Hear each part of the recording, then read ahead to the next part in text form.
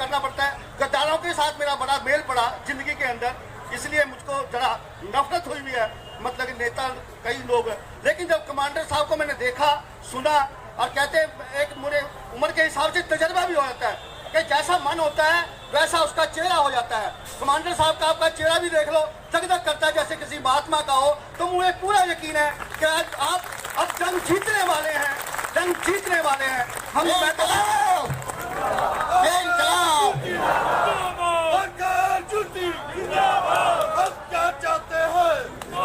हम क्या चाहते हैं, हम क्या चाहते हैं, हम क्या चाहते हैं, सरकार छुट्टी जिंदाबाद, सरकार छुट्टी जिंदाबाद। हम पेंशन लेने आए हैं और पेंशन लेके रहेंगे। मुझे पक्का यकीन है कमांडर साहब हमारे आगे शेर हैं, हमको पेंशन दुआएंगे। इसलिए ज्यादा ना बोलता हुआ क्योंकि टाइम बहुत हो चुका, मैं इसलिए एक दो नारे लगा रहा हूँ। कमांडर साहब आगे बढ़ो, हम तुम्हारे साथ हैं। कमांडर साहब आगे बढ़ो, हम तुम्हारे साथ हैं। धन्यवाद। जोरदार तालियां। 49 मैं आप सबका आभारी हूँ। राष्ट्रीय संघर्ष समिति के तरफ से मैं आपके आभार मानता हूँ। हमारे देश के जो जवान शहीद हुए हैं और जो हमारे ईपीएस के पेंशनर्स पेंशन की राह देखते देखते चल बसे हैं, उन सभी की आत्माओं को मैं हृदय से नमन करता हूं, वंदन करता हूं।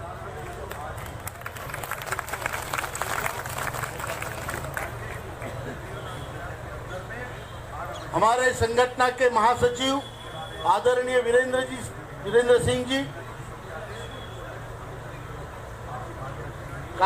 कार्यकारी अध्यक्ष आदरणीय विनोद वर्मा जी, राष्ट्रीय सलाहकार पीएन पाटिल जी, हमारे पूरे देश से आए हुए स्टेट के सभी राज्यों के नेतागण, मेरे ज्येष्ठ बंधु, भाइयों, बहनों, माताओं, मैं आप सबके चरणों में वंदन करता हूं। मेरी आवाज आ रही है? आज हमारा आंदोलन 4 सालों से 3 सालों से ज्यादा बढ़कर चल रहा है। पूरे देश में, पूरे राज्यों में, हर जगह, हर तरह के आंदोलन हुए हैं। हमने भिक्षा मांगो आंदोलन किया और जो राशि जमा हुई वो हमने प्रधानमंत्री राहत कोष को दी। हमने कलेक्टर के ऑफिसेस में कई बार मोर्चे निकाले, तहसील ऑफिस में मोर्चे निकाले। उसके बाद हमने मुंडन आंदोलन करवाया, हमने अर्धनग्न आंदोलन किया, हमने ईपीएस के ऑफिसर्स को ताले ठोके, हमने अनशन किए, आमरण अनशन किए और हमने आत्मदाह का कार्यक्रम भी करने की कोशिश की। यह आपका त्याग है, यह आपका बलिदान है। आपके खुद का पसीना बहाकर जब आपने एक एक पैसा जोड़कर सरकार को दिया कि ये पैसा आप रख लो और जब हम बूढ़े हो जाए वापस कर देना, लेकिन इन हरामखोरों की नीयत ठीक नहीं है। इन्होंने आपके पैसे दबा के रखे हैं। हर एक का 20 लाख रुपए सरकार के पास और 20 लाख रुपए का ब्याज कम से कम 15-16 हजार रुपए होता है। उसके बावजूद 1000 रुपए देने के बाद में अगर ये छाती ठोक के कहते हैं कि हमने मिनिमम पेंशन 1000 कर दी, तो इससे बड़ी विडंबना इस देश में, इस समाज में और कोई नहीं हो सकता।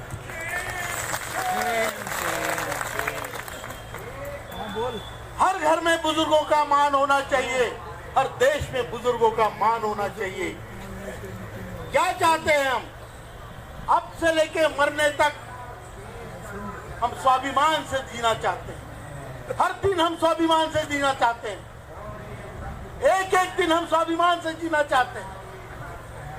लेकिन इन्होंने हमें कहीं का नहीं छोड़ा। जो आदमी 50,000 की पेमेंट लेके आता था, उसको आप 1,000 रुपए पेंशन दे रहे हो, तो उस घर से उसका मान सम्मान चला गया है। हमारी स्थिति घर के उस झाड़ू जैसी हुई है, एक कोने में रखा गया है। वो पोछा जैसी स्थिति है कि पूरे घर का पोछा लगवाने के बाद निचोड़ पर सुखा दिया गया। हमारा पैसा होने के बावजूद हम अपने घर में लाचार हैं।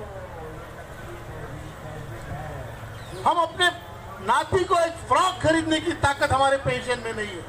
कोई दोस्त मिला तो उसको एक वक्त खाना खिलाने का होटल में इतना हमारी हैसियत नहीं रही। जिस घर के हम कर्ता पुरुष थे, जिस घर का दातृत्व पितृत्व, वो इन हरामखोरों ने छीन लिया हमसे, कहीं का नहीं रखा हमको। लेकिन हम अपना हक लेके रहेंगे। 7,500 रुपए और उस पर महंगाई भत्ता इनके बाप को देना होगा।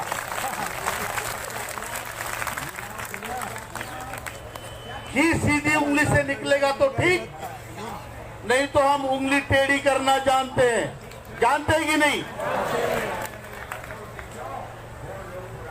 इस देश को बनाया हम, हर कामगार का हिस्सा इस देश की निर्मित में।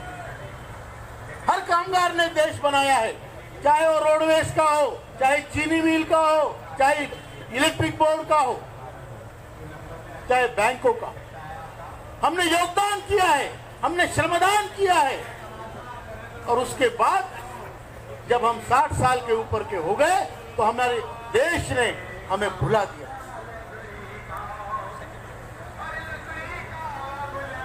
भाइयों, आपको मैं कुछ बातें बताना चाहता हूं। आंध्र प्रदेश में हिजड़ों की पेंशन 3,000 रुपए कर दी गई। महाराष्ट्र में और कई साधु संतों को पेंशन डिक्लेयर हो रही।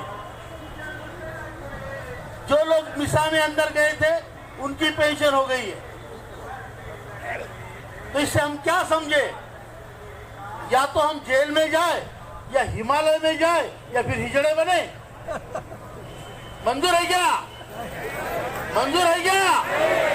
अगर मंजूर नहीं तो हम अपनी पेंशन, अपना हक लेके रहेंगे।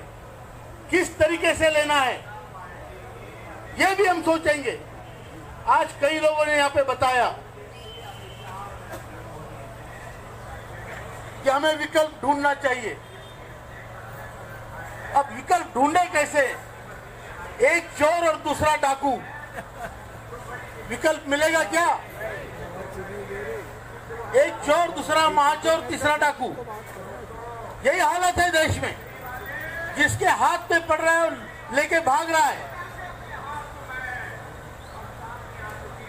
लेकिन हम इस विकल्प पर भी सोचेंगे। जो सभी नेतागणों ने यहाँ पे कहा है कि हमें अपना खुद का विकल्प खड़ा करना चाहिए। आपको मंजूर है क्या? मंजूर है क्या?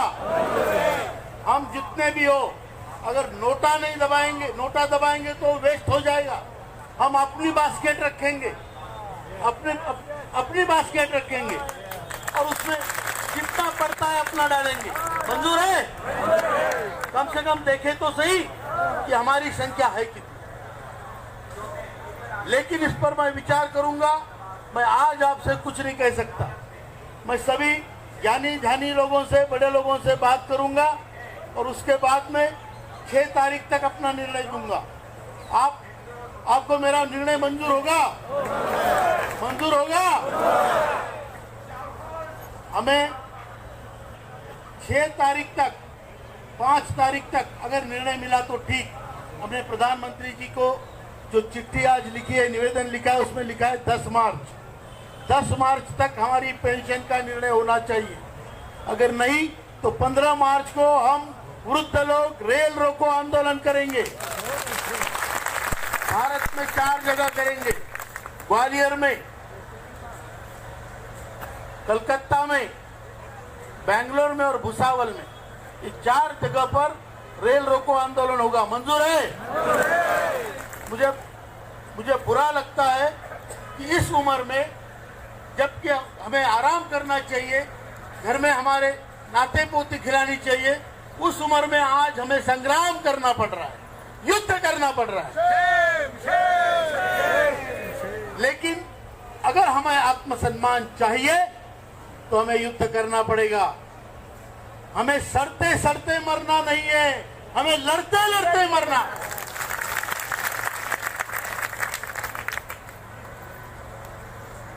हम घर में भी आज हमारी इज्जत नहीं, समाज में इज्जत नहीं, ऐसे जीने से तो हम लड़के अपनी इज्जत खुद पैदा करेंगे।